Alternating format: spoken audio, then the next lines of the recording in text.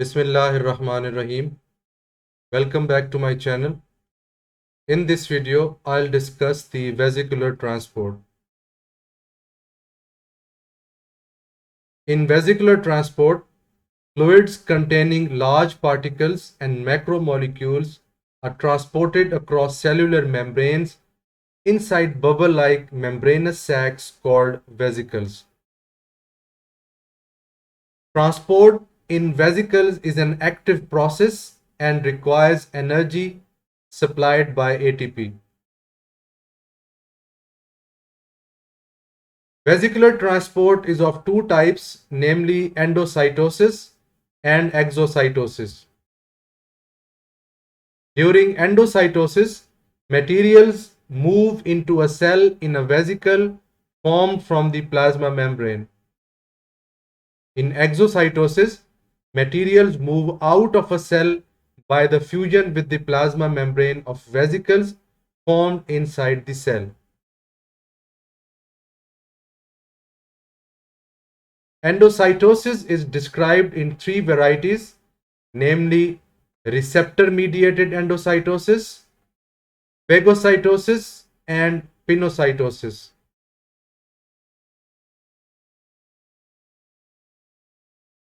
Receptor-mediated endocytosis is a highly selective type of endocytosis by which cells take up specific macromolecules.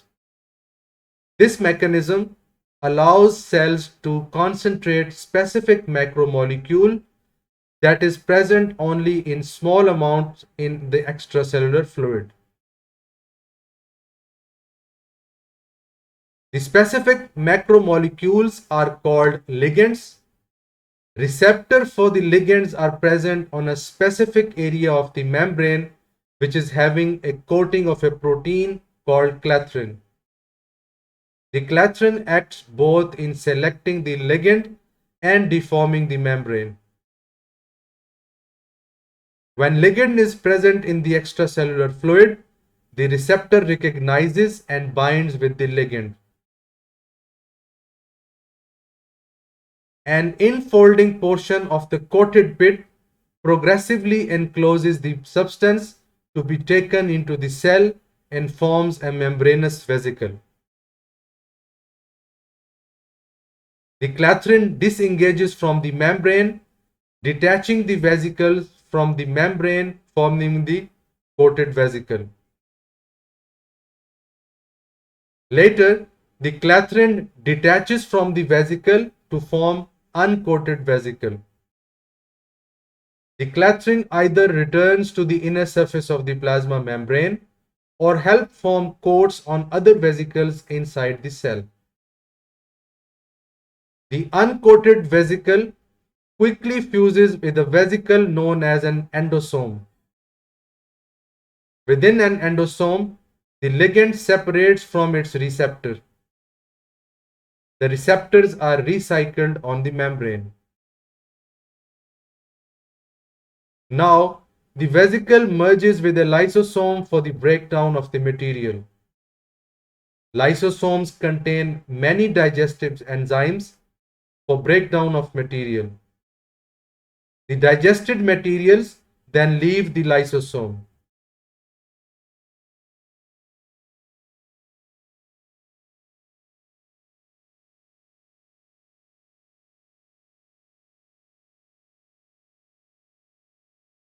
Cells take up cholesterol containing low density lipoproteins, some vitamins, antibodies, and some hormones by receptor mediated endocytosis. Some viruses are able to use this mechanism to enter and infect body cells. For example, the human immunodeficiency virus can attach to a receptor called CD4, the plasma membrane of the white blood cells called helper T cells. After binding to CD4, HIV enters the helper T cell via receptor-mediated endocytosis. In phagocytosis or cell eating, the cell engulfs large or solid materials such as a clump of bacteria, cell debris, or inanimate particles like asbestos fibers. When a particle binds to receptors on the cell's surface, cytoplasmic extensions called pseudopods form and flow around the particle.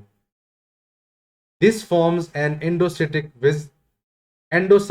vesicle called a phagosome. In most cases, the phagosome then fuses with a lysosome and its contents are digested.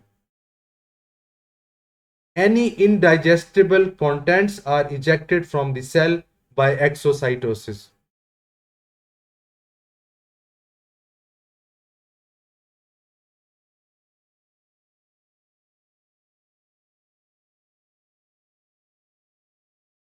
In the human body, macrophages and certain white blood cells are expert at phagocytosis and are called as phagocytes. These cells help protect the body by ingesting and disposing of bacteria, other foreign substances, and dead tissue cells. The disposal of dying cells is crucial because dead cells, remnants, trigger inflammation in the surrounding area. Most phagocytes move about by amoeboid motion, that is, their cytoplasm flows into temporary extensions that allow them to creep along.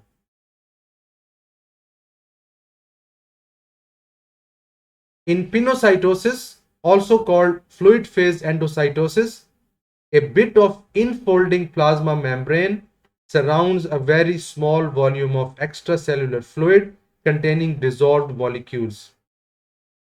This droplet enters the cell and fuses with an endosome.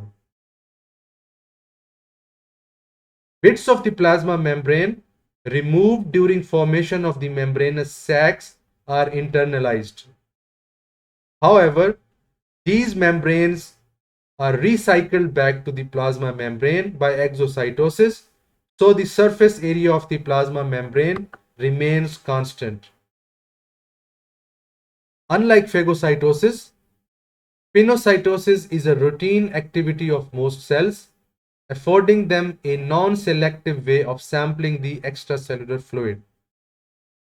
It is particularly important in cells that absorb nutrients, such as cells that line the intestines.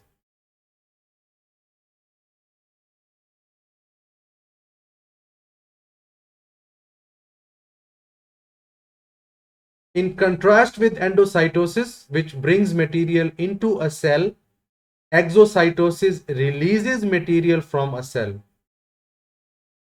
During exocytosis, membrane enclosed vesicles called secretory vesicles form inside the cell, fuse with the plasma membrane, and release their contents into the extracellular fluid.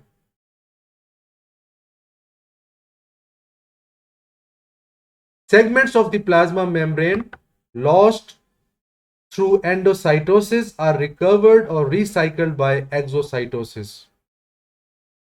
The balance between endocytosis and exocytosis keeps the surface area of the cell's plasma membrane relatively constant.